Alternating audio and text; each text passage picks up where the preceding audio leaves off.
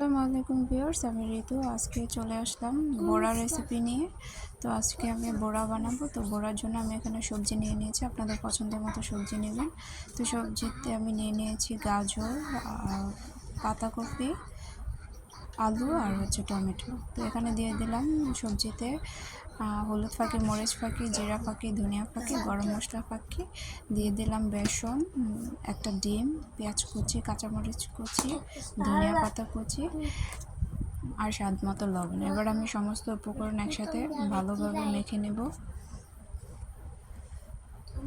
তো মেখে নেওয়া হয়ে গেলে এখানে আমি বায়োডিনের জন্য একটু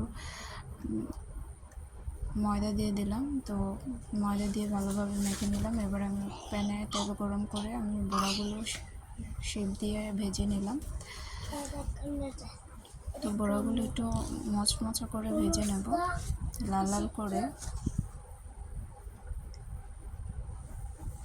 তো এই তো বড়াগুলো আমি লাল লাল করে ভেজে নিলাম। এবার নামিয়ে নেব।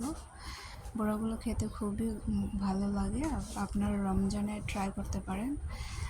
ভালো